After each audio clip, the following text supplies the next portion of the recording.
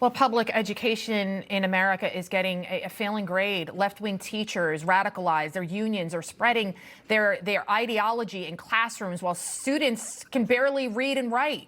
And instead of helping them reading, writing, arithmetic, this is what they're encouraging their kids to do. High schoolers from Indiana and Texas walked out to protest ICE and the teachers cheering them on. Here to discuss, senior fellow at Americans for Fair Treatment and author of The Parent Revolution, DeAngelis. Also with us, president of the James G. Martin Center for Education Renewal, Jenna Robinson. Thank you so much for joining us. Corey, how disappointing is this?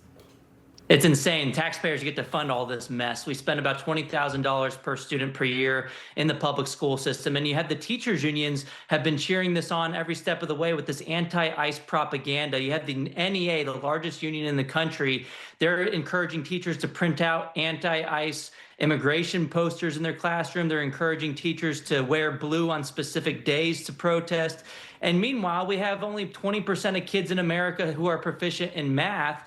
In this Indiana school district, I believe that the numbers are similar there as well. In places like Chicago, they have 55 public schools with not a single kid proficient in math. They spend $30,000 a kid. And guess what? The NEA at their annual convention last year, they published resolutions and they passed them at their annual convention in Portland, Oregon, to oppose Trump's immigration agenda. So the teachers union's behind a lot of this mess. They certainly are. And Jenna, speaking of the teachers union, the National Education Association, they put out they're putting out propaganda against ICE. Look at this, freeze funding for ICE, urging teacher. I mean, this is unbelievable. What do you think about this? I mean, and at least 98.96% of this union, the National Education Association, contributions went to Democrats in the 2024 election cycle. How is this possible that this is a teachers union and they are basically a radical left organization? Absolutely. I think that what we could really use in K-12 is a concept that has been spreading in higher education, and that is the concept of institutional neutrality.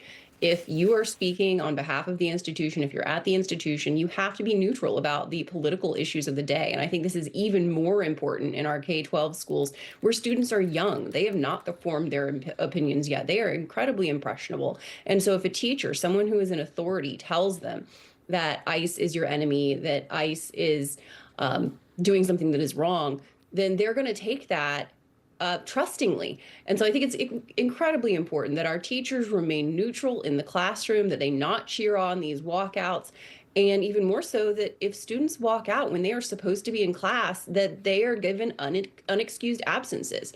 I think that teachers need to set an example, and they're not doing so here. They certainly aren't. Corey, we have been seeing also some disturbing videos online all over the internet of schools descending into chaos. You've got educators being like this first grade teacher hanging the American flag upside down in her classroom. I saw a teacher being jumped, beaten up outside. I mean, what do you think is happening?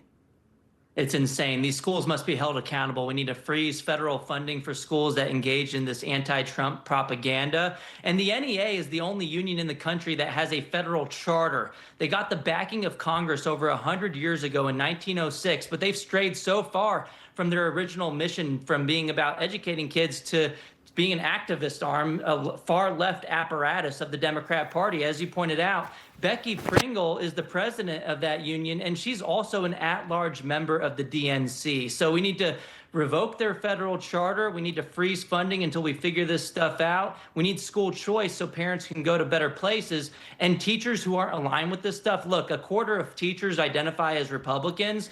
They need to pull their funding from the union. Go to optouttoday.com. You can click on your state, and you don't have to keep giving your money to your political opponents like Becky Pringle, who makes over $500,000 a year.